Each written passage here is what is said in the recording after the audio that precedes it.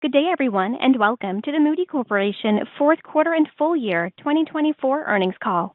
At this time, I would like to inform Good day, everyone, and welcome to the Moody Corporation fourth quarter and full year 2024 earnings call. At this time, I would like to inform you that this conference is being recorded and that all participants are in a listen-only mode.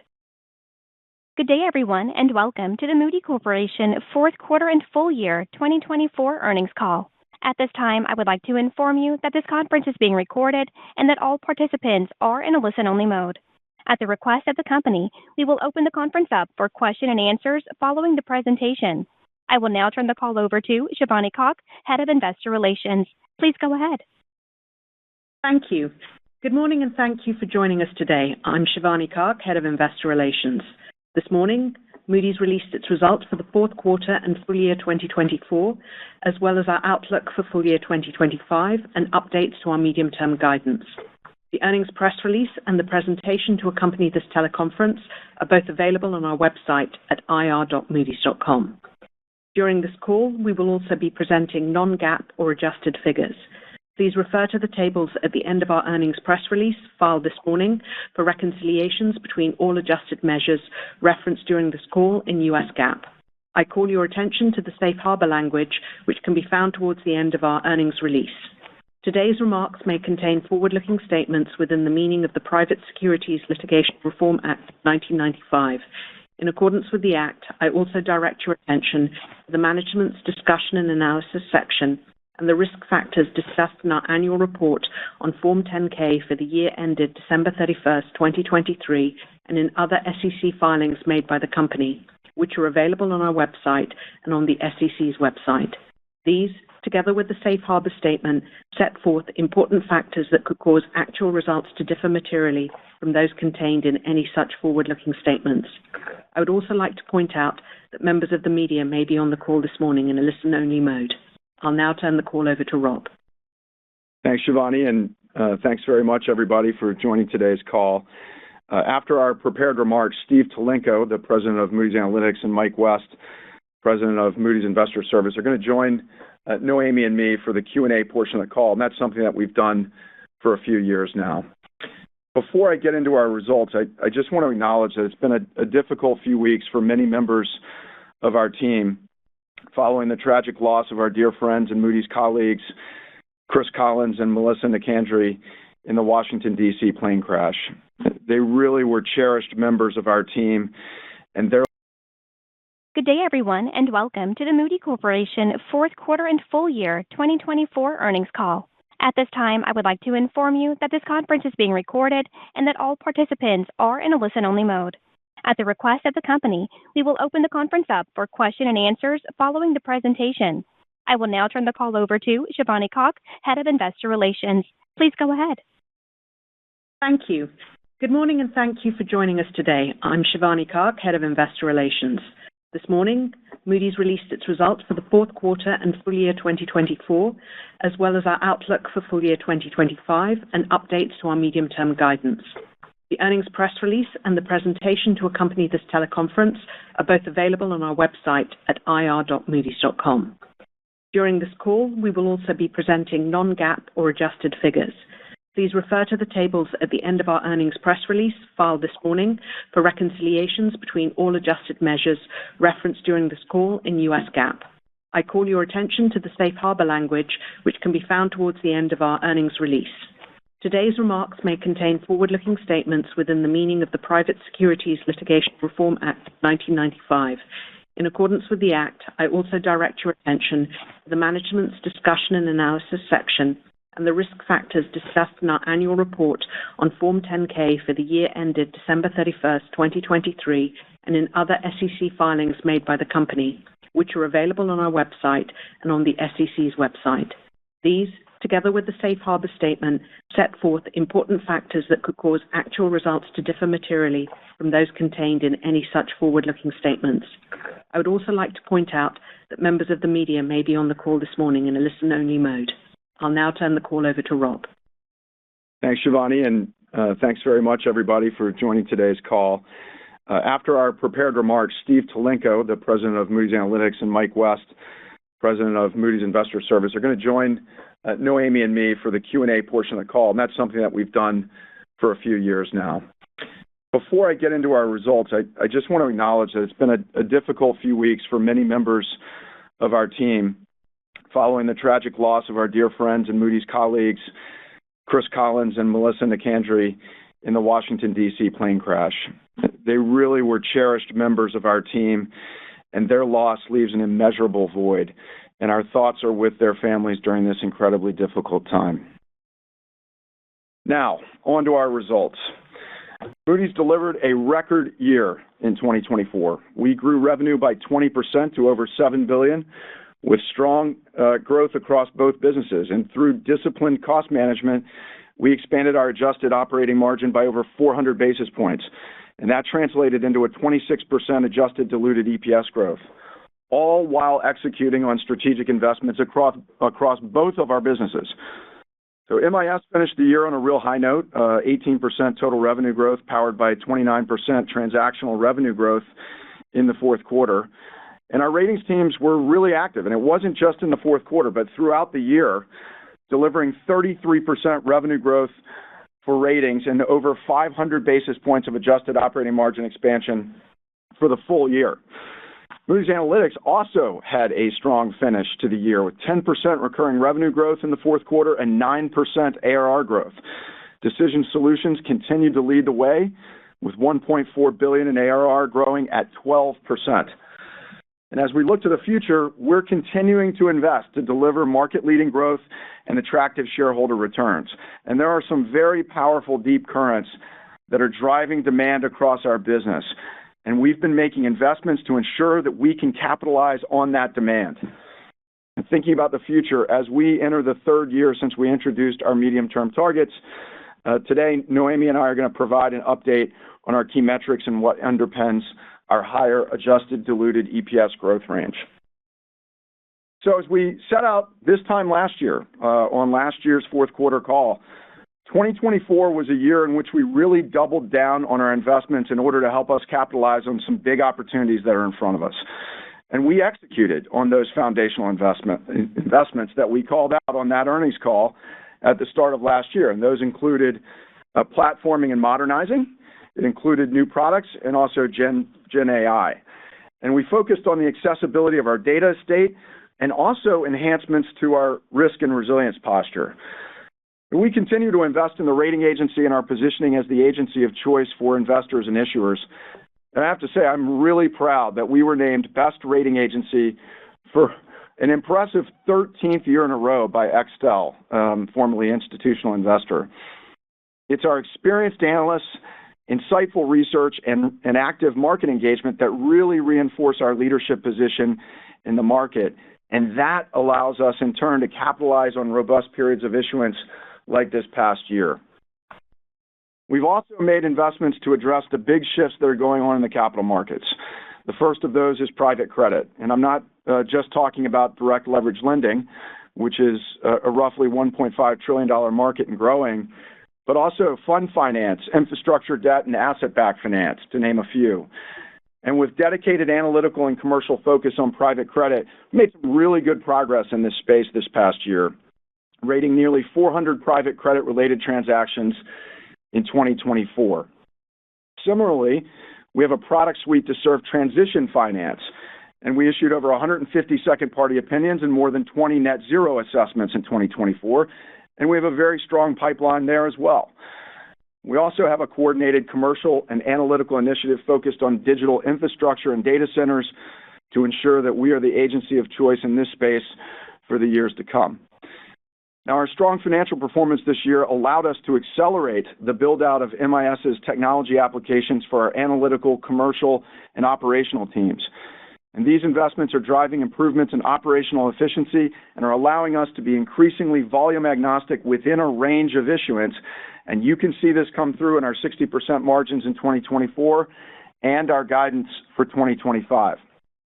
So I thought I'd just put this in perspective for you for a moment. We rated nearly $6.2 trillion of issuance in 2024. That's an increase of 42% compared to 2023. And Mike West has given me an interesting statistic that throughout last year, our ratings teams issued a press release related to a credit opinion on average every 20 minutes. And that's without needing to meaningfully increase our analytical staffing levels. And very importantly, we did this while maintaining the robust controls that the market and our regulators expect from us. And as you've heard me say, we're always looking for ways to invest inorganically in ratings because it's a great business. And if you recall, in mid-2024, we invested further in GCR. That's the leading domestic credit rating agency in Africa, taking our ownership up to almost 100%. And in November, we expanded Moody's Local again, this time into 6 more countries across Central America. And we're really pleased with the growth that we're seeing in Moody's Local. Revenue's up 16% in 2024, and we signed several hundred first-time mandates. So that's a great expansion of the rated portfolio across the region and really bodes well for the future. So let me turn to Moody's Analytics for a few moments. We've invested there to enhance our product platforms and go-to-market strategy as we continue to deepen our relationships with our traditional customer base, banks and insurers.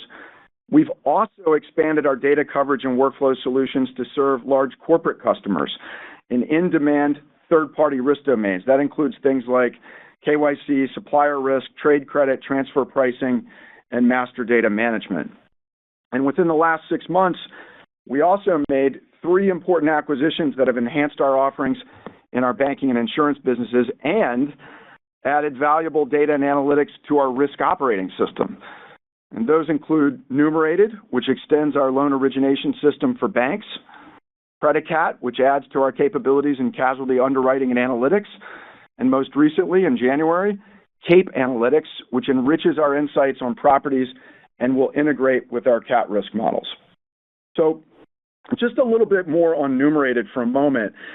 We've been collaborating with their team on joint offerings for some time, and that really highlighted the great fit between our respective lending workflow solutions. So there was an obvious industrial logic to this, and we've had some really encouraging response from our customers. In fact, we've already had a few noteworthy wins with Tier 2 and Tier 3 banks in the fourth quarter with our enhanced end-to-end commercial lending offering, and it's really resonating with our customers.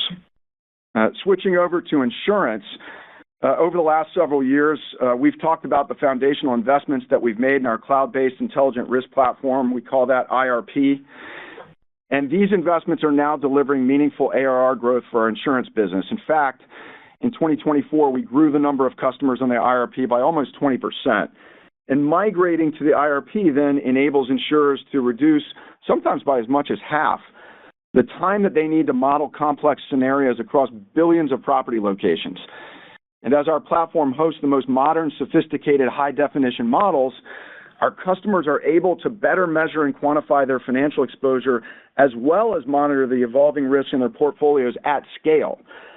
And this is helping to deepen our relationships with our customer base and expanding our strategic relationships with the largest global insurers, reinsurers, and brokers in the world. And I'd be remiss if I didn't mention that for the 3rd consecutive year, Moody's was ranked number 1 in the Chartis RiskTech 100, providing market validation of our best-in-class solutions serving nearly 15,000 analytics customers. So a lot to be proud of in 2024. And while we had a strong 2024, I'm very excited about 2025 and beyond due to a set of deep currents that are changing the way that businesses and markets operate. And given the investments that we've made over the last several years, we really are well positioned to ride those deep currents. And there are 5 that we are particularly focused on. First, the ongoing expansion and evolution of the debt capital markets that I just touched on. Second, the increasing pace of digital transformation and automation across banks and insurers. Third, the imperative for businesses to know more about who they're doing business with. Fourth, the growing needs across industries to understand the financial impact of extreme weather events and a changing climate. And fifth, the transformative power of generative AI and the potential unlock for owners of proprietary data and insights. So let me just double click on the impact of extreme weather for a moment because this has been so much in the headlines lately. And on past calls, we've talked about the need to better understand the physical risk relating to extreme weather events and climate change. And when we announced the acquisition of RMS a few years ago, some folks asked us, why did we think it was important to have these capabilities? Well, after Hurricanes Helene and Milton and the LA wildfires, I don't think anyone is questioning the need to better understand this. I really believe we are at an inflection point. In fact, the issue of insurability of assets, both whether insurance is available and what the cost will be over time, has become a very important issue in property and financial markets. And we've witnessed the increasing frequency and severity of extreme weather events combined with ongoing property development and inflation, which have made these events even more costly. And the demand to better understand these risks, not just by insurers, but by banks, investors, companies, governments, is only going up. And that's why we acquired Cape Analytics. Their AI-powered technology delivers address-level risk insights, which are a natural complement to our catastrophe models. And these sophisticated models, combined with our really rich and deep data and insights on credit and economics and properties, means that we are uniquely positioned to be the authoritative voice on quantifying the financial impacts of physical risk. And we see this need continuing for years into the future. So we feel good about these deep currents as durable demand drivers for our business. And Noémie is going to walk you through our full year 25 guidance assumptions in a moment. And as we look forward after delivering a remarkable performance in 2024, we're going to provide an update on the progress against our medium-term targets. But let me give you the bottom line. We have fundamentally strengthened the earnings power of this business, and that should support Moody's as a serial compounder in the years ahead. So with that, Noémie, over to you. Thank you, Robin, and hello, everyone, and thank you for joining us today. Starting with our Q4 results, we delivered a very strong finish, capping a year of remarkable financial performance in 24. You can see the highlights from our full year results on slide 9. The Q4 MCO revenues were nearly $1.7 billion, up 13% year on year, and our adjusted diluted EPS was $2.62, up 20% year over year. MIS delivered its second highest Q4 revenue on record, with growth across all business lines. The anticipated volatility around the U.S. elections didn't materialize, and with spreads at their tightest levels in over a decade, particularly in spec grade, and the robust demand environment continued throughout the quarter until the last days of December. MIS revenue in Q4 were $809 million, up 18% year on year. The growth was driven primarily by three key factors. First, healthy leveraged loan issuance activity, which was up 134 in Q4. However, with the mix weighted towards refinancing and repricing, transactional revenue for that asset class was up 27%. Second, the continued strength from infrequent issuers in the banking and insurance sectors. And third, strong performance from structured finance, in particular in US CLOs and CMBS, reflecting strong demand in a very favorable spread environment. MIS's fourth quarter performance and corresponding higher incentive compensation translated into a 51.3 adjusted operating margin, which exceeded our implied guidance. Turning to MA, we also had a strong Q4 with revenue of $863 million, up 8% year on year. Recurring revenue, which accounts for 95% of total revenue in MA, grew 10% year on year, broadly in line with the 9.4% growth in ARR. As Rob said, Decision Solutions drove the performance with 12% growth year on year.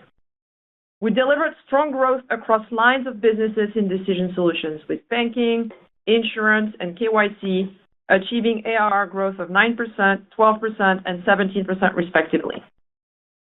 More specifically, KYC ARR grew 17%, with strong demand from customer and supplier risk data usage and sales from new customers. Insurance ARR grew 12%, driven by improved customer retention and strong demand for CAT model tools as extreme weather events are becoming more pervasive and impactful across industries. This is generating demand for best-in-class risk modeling solutions with the IRP. And our Q1 2025 acquisition of Cape Analytics only builds on this, as Rob highlighted. Banking ARR grew 9%, reflecting strong customer retention and expansion of relationships with subscription-based offerings that are enabling customers' lending, risk management, and finance workflows. The other two lines of businesses in MA include our more established data and research franchises. Data and information grew ARR by 8%, driven by demand from Orbis within the corporate sector. Research and insights grew ARR by 6%, with the attrition events from the asset manager space we discussed earlier in the year affecting the growth rate. That said, sales, meaning cross-sale, upsell, or upgrades, grew meaningfully above ARR trends in full year 24. And some of this was from upselling research assistants to our CreditView customers, which accounted for 25% of our overall research and insights ARR growth. We are encouraged by the customer engagement for Research Assistant, one of our GenAI offerings, and that's building a healthy pipeline for 2025 and has already reached more than 100 customers in Q4. MA adjusted operating margin of 33.8% increased 240 basis points versus Q4 last year, leading to a full-year margin of 30.7%, which is towards the high end of our annual guide. Now, turning to fiscal year 25 guidance, we expect MCO revenue growth in the high single-digit range, with an adjusted operating margin expanding by about 200 basis points to approximately 50%. And this is on the back of a fiscal year 2024, where we increased adjusted operating margin by 420 basis points. Our adjusted diluted EPS guidance range is a range of $14 to $14.50. Now, for MIS, we expect market conditions will remain constructive this year with tight spreads, declining high-yield default rates, and an uptick in M&A activity. You'll see our issuance outlook for individual asset class on this slide, but all in all, we're projected MIS-rated issuance growth to be in the low single-digit range for 25, with 700 to 800 first-time mandates. For MIS revenue, we expect growth in the mid to high single-digit % range for the year, benefiting from a positive issuance mix. We expect the revenue performance to translate into an adjusted operating margin of 62 to 63%, which at the midpoint represents about 250 basis points of margin expansion year over year. For MA, we expect revenue growth in the high single-digit range, with ARR growth in the high single-digit to low double-digit range. We expect MA adjusted operating margin to be between 32 and 33%, which at the midpoint represents 180 basis points of margin expansion year over year. Turning to what underpins MA and the expected MCO margin expansion. We took a hard look at our operating model and believe we have an opportunity to simplify our organizational structure. In our analytics business, we are, for the most part, through the integration of the businesses we've acquired over the recent years. We are also gradually reorienting our go-to-market from selling individual products to selling end-to-end solutions to our customers in the banking, insurance, and corporate segments.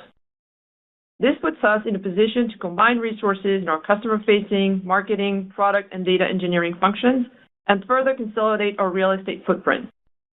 And also, more broadly across the organization, we're starting to reap the benefit of the investments we made in automating our workflows, which translates into expected improvements in operating leverage. So in connection with this, today we're announcing an efficiency program to simplify the organization, allowing us to accelerate profitability expansion and redirect some investment capacity to strategic growth areas.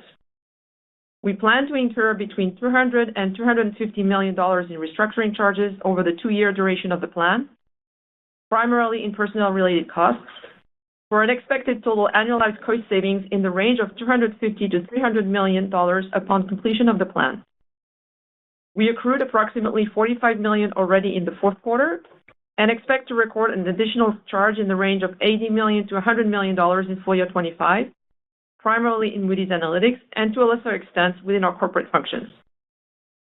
I'd note that we have included a full year 24 to full year 25 operating expense bridge in the appendix of this presentation to assist with modeling questions. And here's some color on how to think about the calendarization of top line and margin. We expect MIS revenue in full year 25 to follow a similar quarterly pattern to 24, with first quarter revenue up in the mid-single digit range from the first quarter 24, ramping up in the second quarter, before declining sequentially in our third and fourth quarter. For MA, we expect our year-over-year total revenue growth to be consistent in the high single-digit % range throughout the year, with Q1 revenue being sequentially flat versus Q4 24, a pattern that's consistent with the prior year. For operating expenses and excluding the impact from restructuring and asset abandonment charges, we expect expenses to follow a normal seasonal pattern. Sequentially, we anticipate expenses to increase by about $10 million from Q4 to Q1, and then we anticipate operating expense to follow a typical seasonal pattern, but to remain relatively stable throughout the remainder of the year, as savings associated from our efficiency program offset annual salary increase and variable costs associated with revenue. In terms of margin, we expect MIS to be in the mid-60s in the first half, before declining in the second half in line with revenue. And for MA, we expect approximately 30% in the first quarter, sequentially improving in the second half to achieve our full year guidance of 32% to 33% as revenue ramps and as we start to see the savings from our efficiency plan in the second half. In terms of how these different dynamics translate into adjusted diluted EPS, we expect this to follow the MIS revenue cadence, and more specifically for Q1, we expect adjusted diluted EPS to be at the high end of the implied quarterly adjusted diluted EPS range of $3.50 to $3.60. So finally, looking beyond 2025, I'd like to talk about how we're tracking against our medium-term targets. It's been 3 years since we published those, and with almost a year in the CFO seat, I'm using this as an opportunity to take stock on how our performance has stacked up. The headline is this: 2024 adjusted diluted EPS is up 46% from 2 years ago. And the midpoint of our full year 2025 guidance implies an 18% adjusted diluted EPS CAGR through the first 3 years, significantly above the low double-digit medium-term target growth rate. Now, a lot of this outperformance has been driven by very good execution during a robust issuance environment, with MIS revenue up 40.5% in the last 2 years and MIS adjusted margin already exceeding 60% in 2024. We also have delivered strong organic growth in MA, reporting ARR growth consistently in the range of 9% to 10% over the last 2 years. As we look forward, we expect our retention rate to remain in the low to mid-90s% range and to continue to grow our new business at low to mid-teens% pace, enabling us to sustain ARR growth in this 9% to 10% range in the coming years.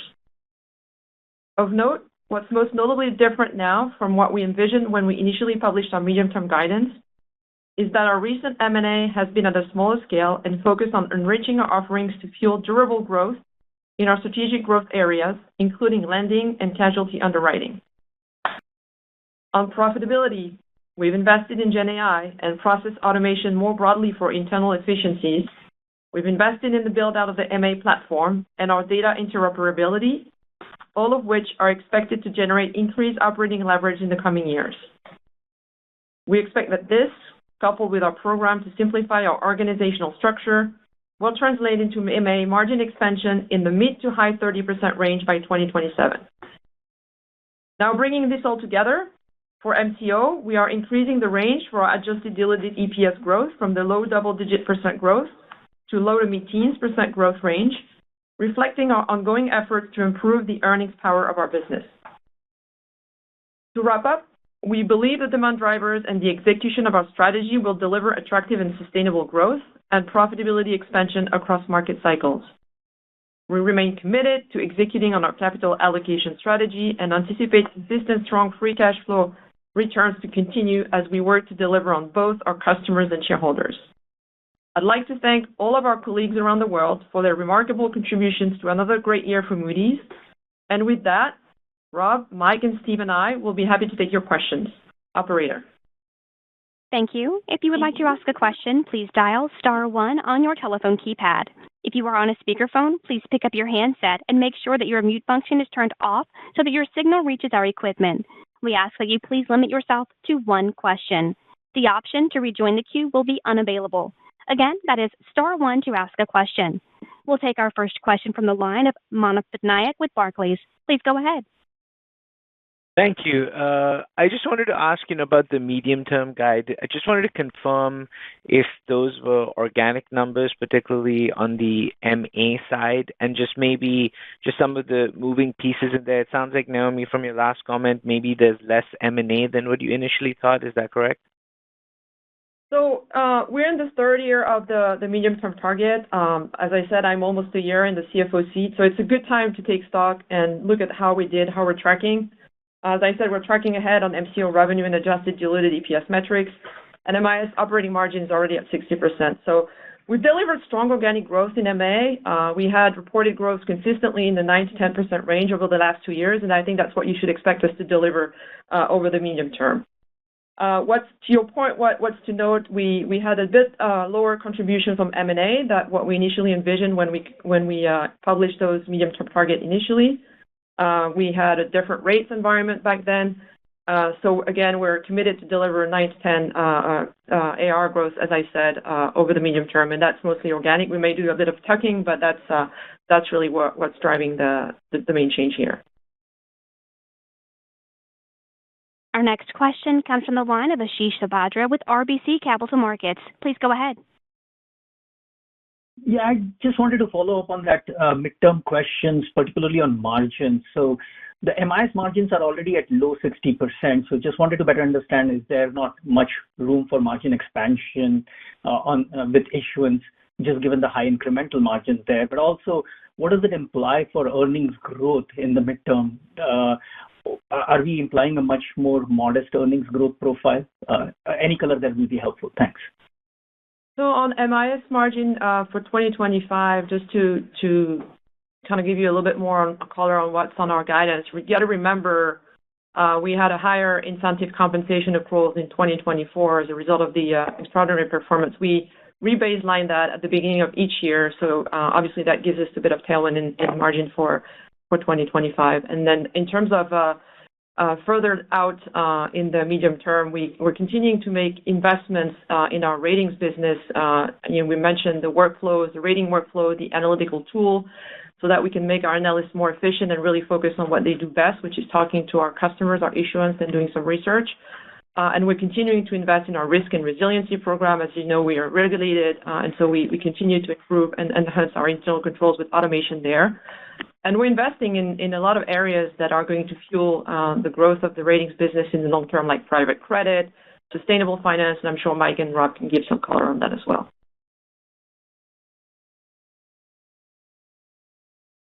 Our next question comes from the line of Toni Kaplan with Morgan Stanley. Please go ahead. Thanks so much. I wanted to ask about MA margins. Really great quarter and higher than expected guide. You talked about the efficiency plan, which was very helpful. Are you pulling back on investment at all? And just any additional color on simplification or the efficiency plan, and maybe embedded in the whole thing is sort of AI, and if how you're thinking about investment there and cost savings from it. Thanks. Yeah, thanks. I'll start and I'll have Steve provide some color as well. As I said, we said, I think in the last earnings call, we're mostly through our large investment cycles. We're redeploying now capital internally. We're self-funding some major investments around sales to go after the corporate segment. We're making some investments there. We're continuing to invest in our platform and our data estate as well. Now, the efficiency is really coming from, we're at the point where we've integrated, for the most part, the acquired entities.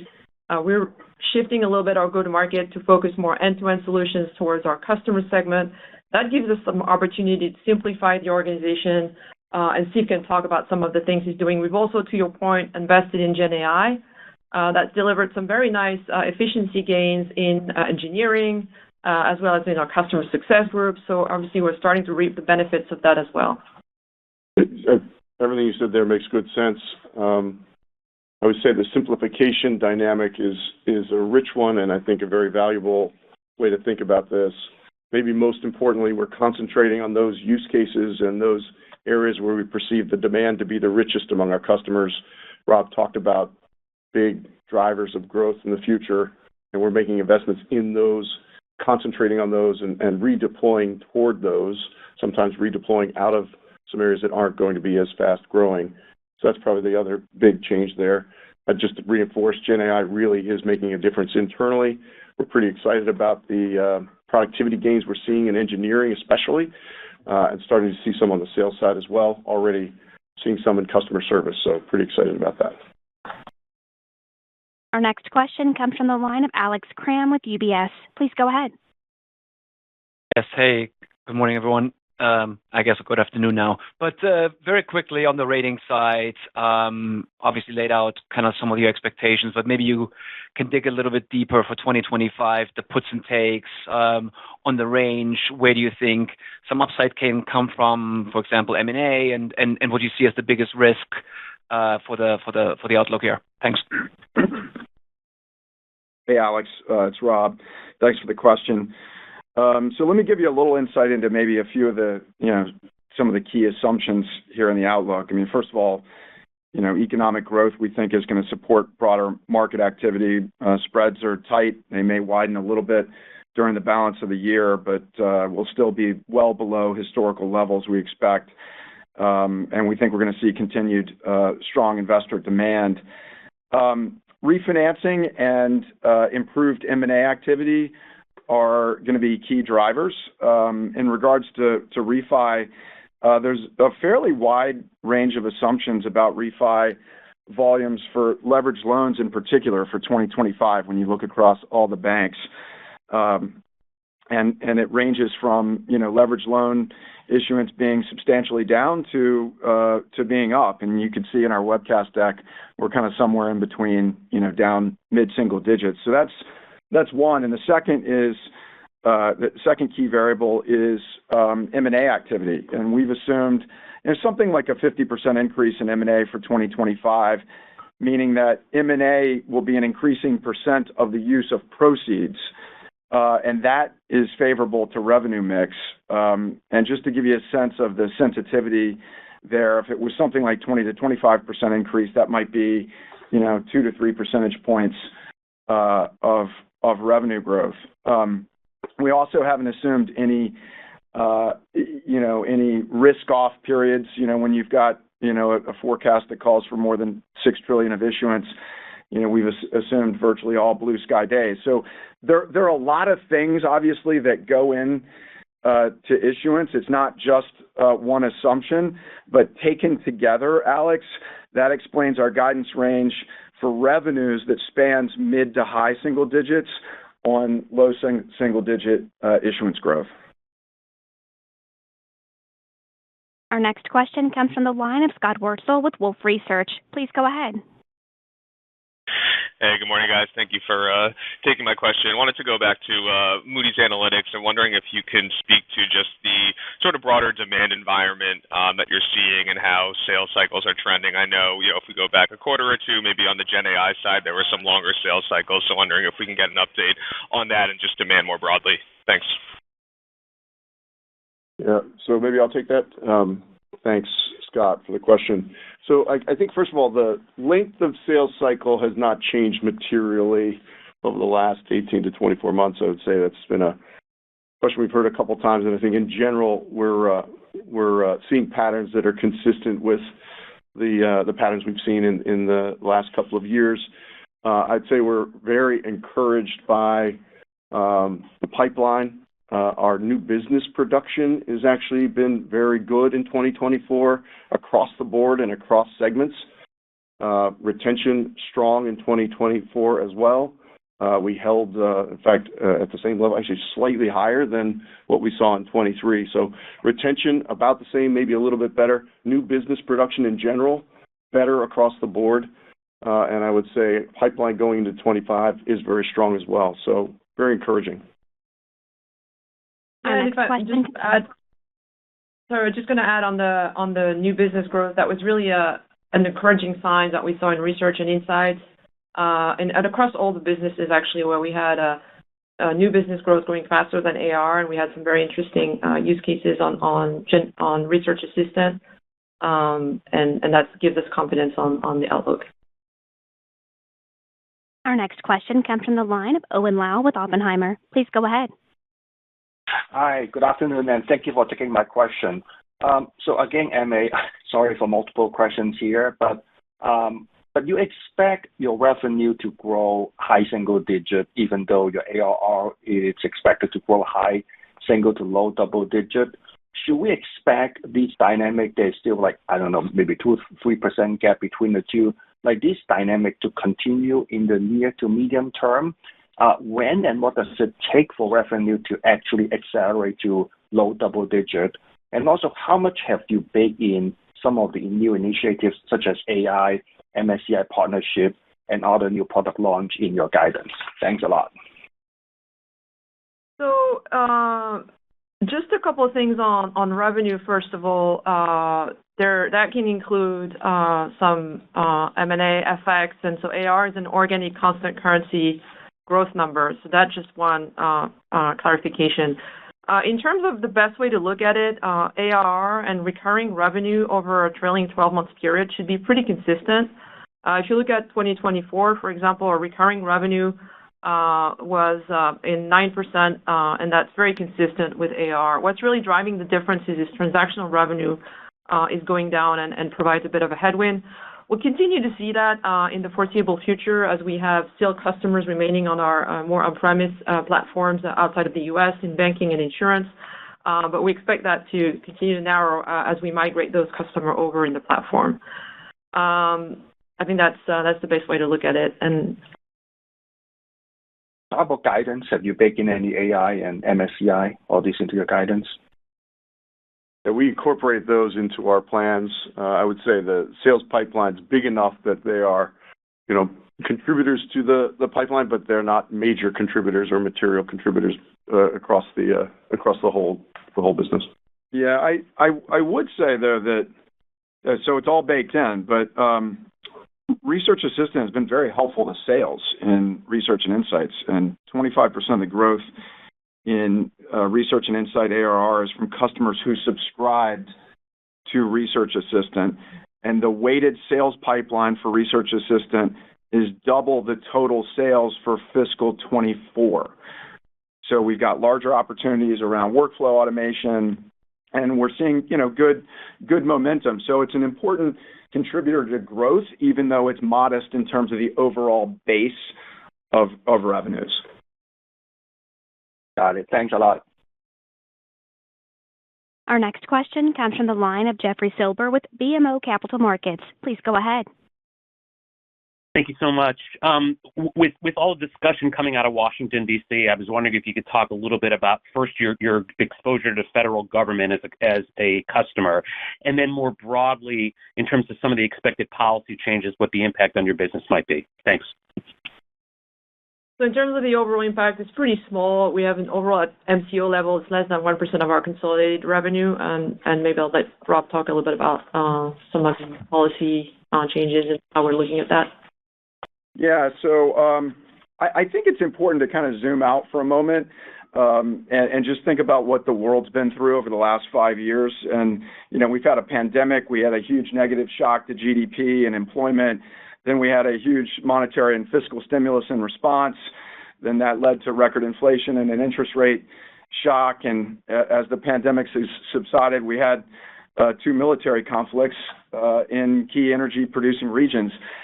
But through all of this, the global economy has been surprisingly resilient and has been able to adapt. So I think it's important just to keep that, that backdrop because, obviously there's a large volume of executive orders and policy directives that span a number of different issues, but the headlines don't, tell all the story. I think we'll see some impact, in certain sectors based on what happens with tariffs, and you can imagine, sectors like autos and retail and steel and aluminum, immigration, sectors like agriculture and hospitality and construction. You could see on fossil fuel producers. So there are going to be, I think some puts and takes here. We may see, more broadly, a stronger economic environment that's going to be good for issuance in general. So I think, also from a rating agency perspective, we're really going to anchor on the credit impacts of all this. And, we're putting out a lot of research about, what those impacts could be. Our next question comes from the line of David Motemaden with Evercore ISI. Please go ahead.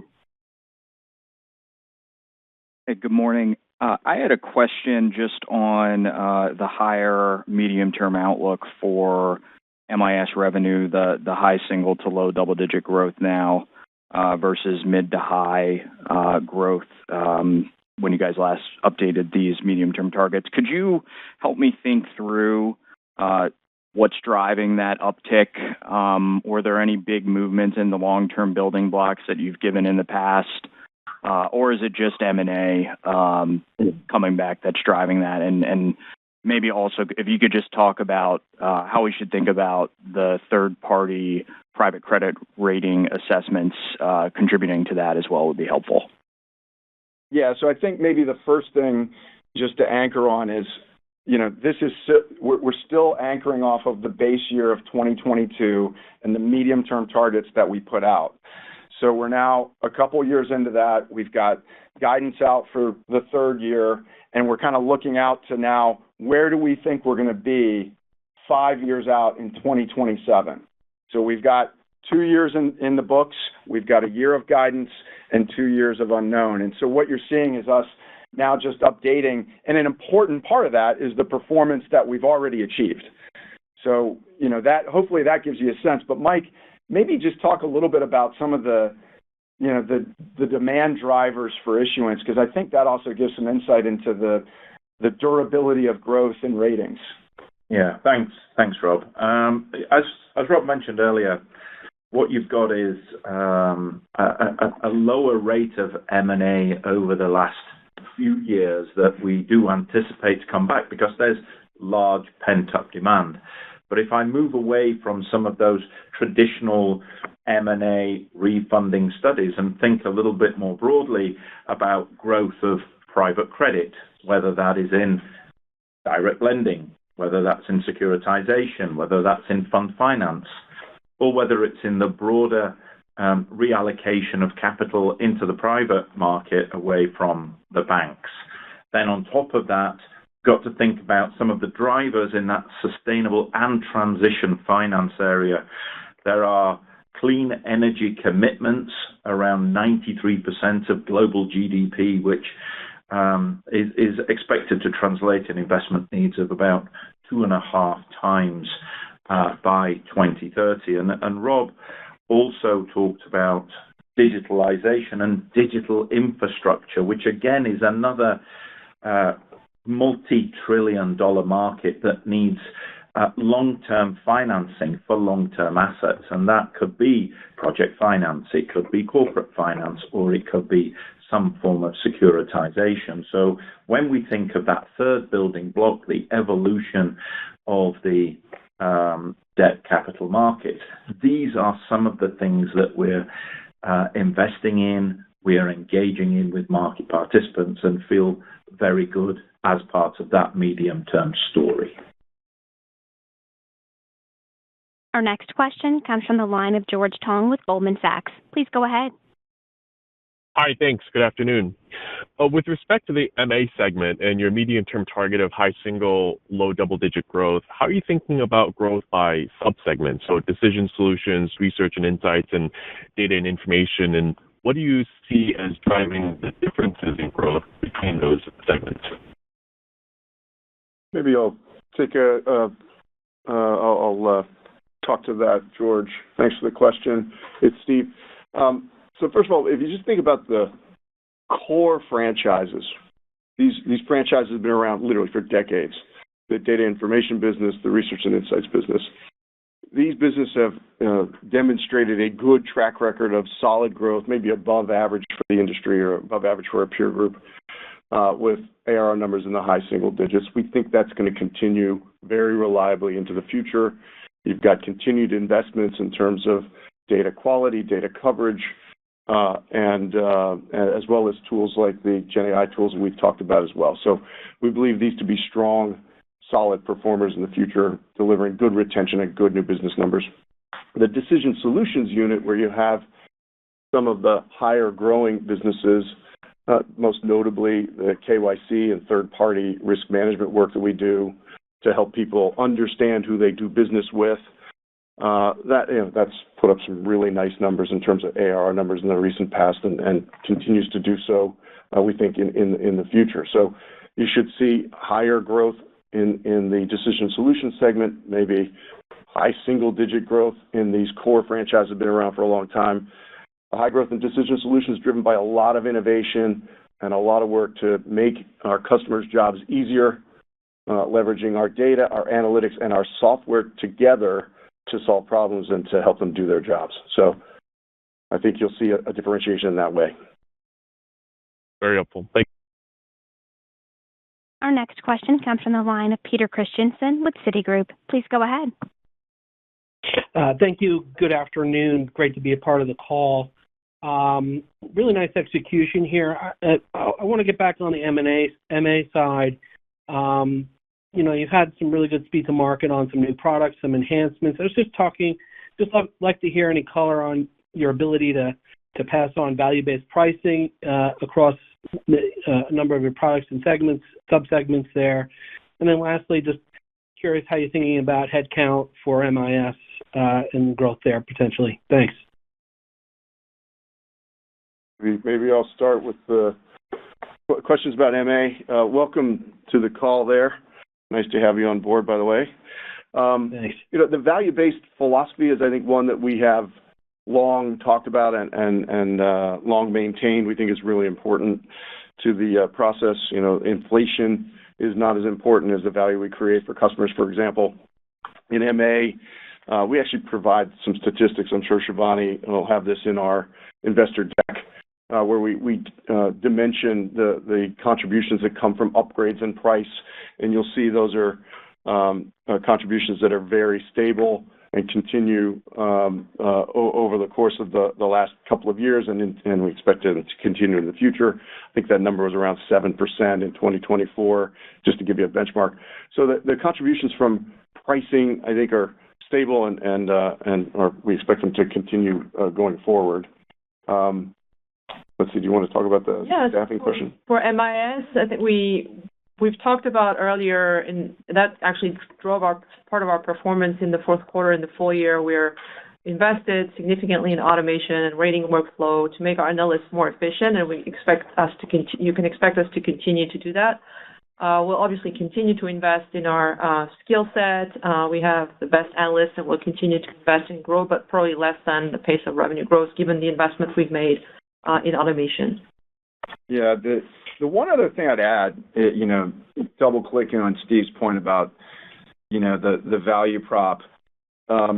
It's really interesting. You have so many customers who are focusing on efficiency and digitization and automation and all of these things. And I think we've talked a little bit about, the example of what's going on with our credit view offering with Research Assistant, where the value prop itself is changing.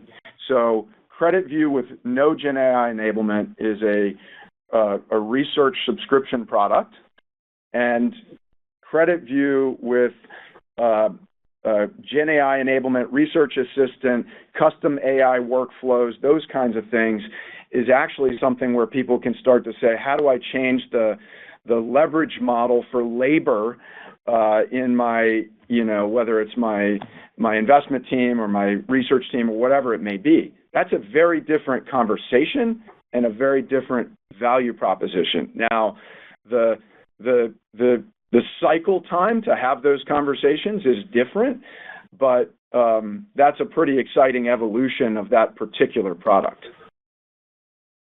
Thank you. Compelling narrative. Thank you. Our next question comes from the line of Craig Huber with Huber Research. Please go ahead. Thank you. Rob or Mike, can you just talk further about private credit? I'm curious if you're willing to give this, what % of your ratings revenue came from private credit last year? How do you see the market growing here to add your ratings growth rates in the coming years here? And then Naomi, if you could just throw in there, what was the incentive comp number in the fourth quarter and for the full year, and how did that change year over year? Thank you.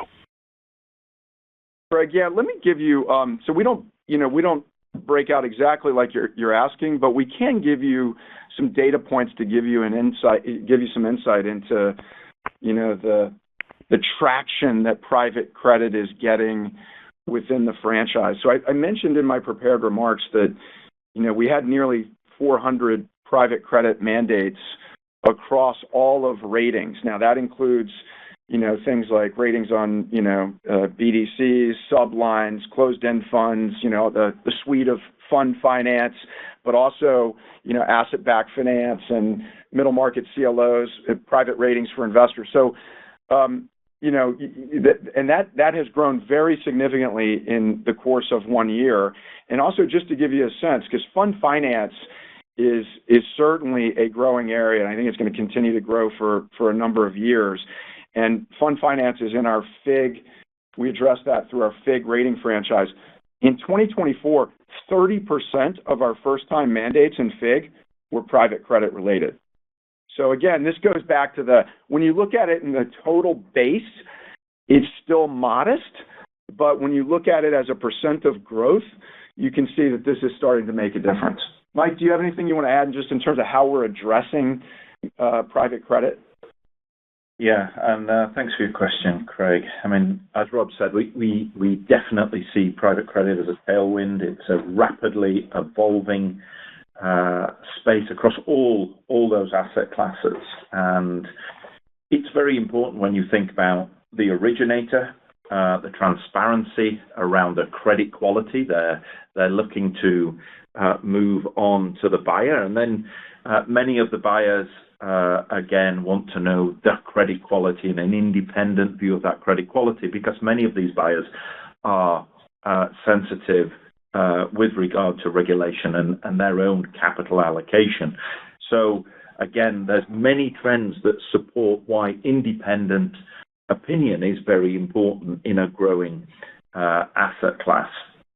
And the way that we've organized ourselves is because it's across all of these different franchises that at the very highest level, we have to organize around leadership so we can engage with all these players that may be touching in these different franchises. And therefore, we have dedicated commercial people, dedicated analytical teams. But the very good thing is that we have depth and we have experience in each of our lines of business and the appropriate methodologies.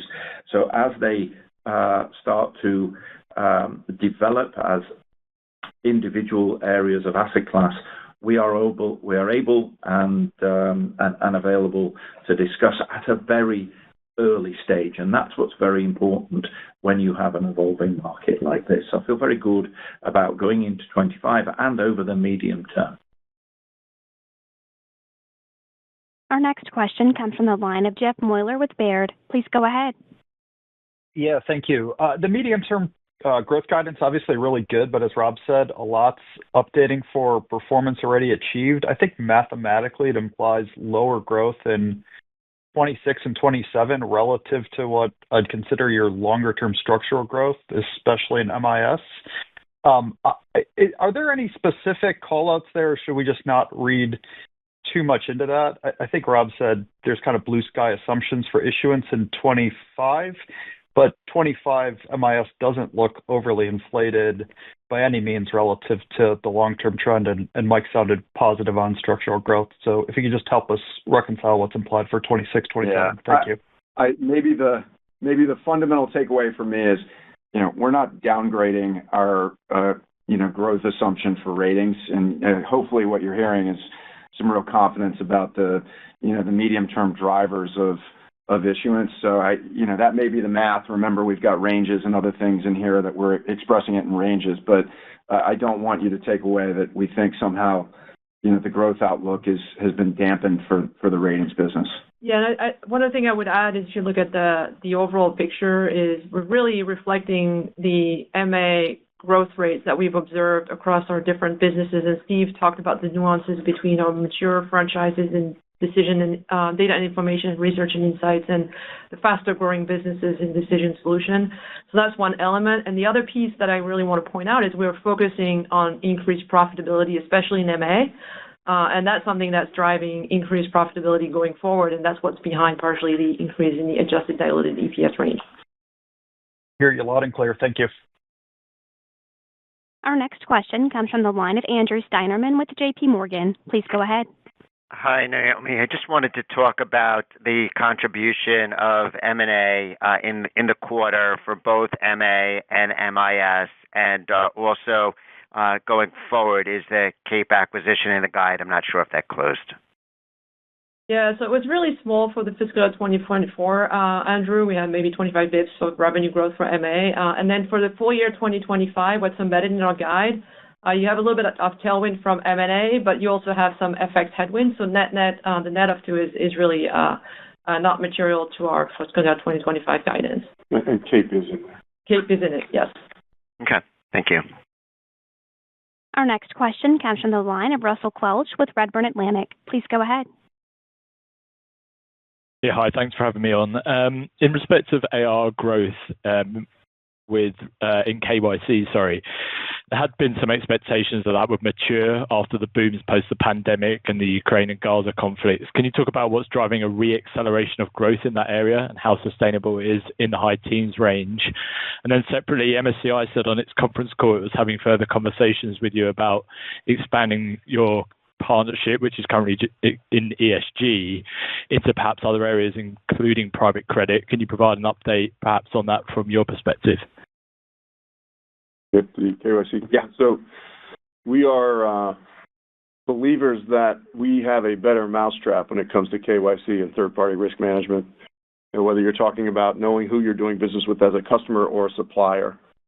And we've made investments across the board, really, in terms of data, in terms of models that would help you make decisions on whether or not you should do business with this customer, as well as software to organize and coordinate your thoughts and remember why you decided to work with that customer. So we're releasing those features and those products literally all the time. Those investments we think are going to be very worthwhile, and they contribute to this growth rate. So this has been a good grower for us, and we can expect it to continue. I would say the other thing I'd note here is that we are increasingly helping people with the labor associated with doing this work. So not just the databases, but helping and maybe coordinating and helping make things more efficient in that respect. But once they identify someone they want to investigate and learn more about, we're helping them do that much more quickly. So the number of people required to do this work can go down when they become a customer of ours. And to be clear, it's not by us providing bodies to do that. It's providing software, data and analytics, and AI enablement. Just a couple of things I'd add to what Steve said. We had some nice growth in the quarter. We had some very large expansions of our relationships with several of the largest banks in the world. And I think that really is validation of the value of the Orbis data set and the other analytics that go along with it. The other thing is, and we talked about this on last year's call, that we were developing a platform to address a variety of use cases for corporates, all drawing on this massive company data and then other data sets to support things like customer onboarding and monitoring, supplier risk, and so on. Well, we've now launched that, and so we're excited about that because we think that's going to give us a good entree into the large corporate market and provide support for the growth in our KYC segment. Hey, before we go to the next question, I just want to go back to Craig's question of incentive comp. I realize we passed that. So for 2024, incentive comp total was $507 million, Craig, with $133 million in Q4, and we're projecting around $420 to $440 for 2025. Our next question comes from the line of Shlomo Rosenbaum with Stifel. Please go ahead. Hi, thank you for taking my question. Hey, Rob, it seems like some of the early slowness that we saw in adoption in Research Assistant has turned around, and it looks like things are really starting to pick up well there. I was wondering if you could update us on some of the other capabilities that you added, like the automated credit memo, the early warning system. What are you seeing over there in terms of traction, and do you expect a similar type of adoption path as what you're seeing for research assistants, or do you think that those things are going to take a little bit longer because the customers might need to do a little bit more on their side in terms of process? Yeah, maybe a couple things, and I'm also going to ask Steve to add on here. First, we have Gen AI enabled a number of our products now through the course of the year. I think we talked about last year, this concept of navigators, which helps our customers use AI and as an interface and get more out of our application. So we've done that across 8 primary solutions. And that is not an a la carte offering that we've sold. That's included in the solution, but that's going to go to really helping with the overall value prop and retention and pricing opportunity for us. And we know that to be true because we have some really encouraging data points from research assistant customers where we see the customer satisfaction is considerably higher. We see the usage on the platform is considerably higher. So that gives us confidence there. And, you're right, we have launched several other what I would call a la carte products. They're early days, and anything that, again, is selling into the banks. So there's lots of really good conversation, particularly about, early warning. But like Research Assistant, these sales cycles take time with the banks. Steve, anything you want to add to that? Well, number one, we have people meeting with some of your colleagues, not you, Shlomo, but some of the people on this call literally today talking about these things. I would say the big institutions are increasingly talking about this as a transformational moment. And we're starting to hear quotes like, Steve, can you help us save 1 million hours of work by leveraging your tools, right? Is there a way for us to, and we literally have a proposal that is literally intended to displace a knowledge-based outsourcer by using some of these more refined workflows and persona-based Gen AI tools. So the prompt engineering that we're able to do now is progressing to the level where we're able to help people literally do their job and replace some of the labor. And we're starting to see that in the pipeline, starting to see the adoption curve change in tenor from I need to meet regulations to I'm starting to get confidence that we can, and let's see if we can develop a business case to do that. So I think there's some pretty exciting green shoots in that respect. Thank you. Our final question will come from the line of Jason Haas with Wells Fargo. Please go ahead. Hey, good afternoon, and thanks for taking my question. I wanted to follow up on the MIS revenue growth in 4Q. It looked like I was looking specifically at the MIS transaction revenue growth. It was up 29% in 4Q, but the issuance growth was up 42%. So I was curious what drove that delta. Looks like it was maybe on the corporate finance side, but yeah, maybe you could help explain a little bit better why the revenue is weaker relative to issuance. Thank you. Yeah, it really relates to bank loans. So there was very robust bank loan issuance by our definition. We include repricings as issuance volume. And so in the fourth quarter, something like 55% of bank loan volume was repricings. And that's the highest that we've seen in any quarter for a long time. And the economics on repricings are much different for us. So actually, if you strip out bank loans, essentially, if you just take out bank loans out of issuance and take bank loans out of transaction revenues, we would have had, by our definition, issuance of something like mid-teens % growth, but we would have had, call it 30% transaction revenue growth. So I think that's primarily what was going on there. One other thing I'd add is we do see a lot of repricing activity in January, so strong loan volume, but repricing activity. So keep that in mind.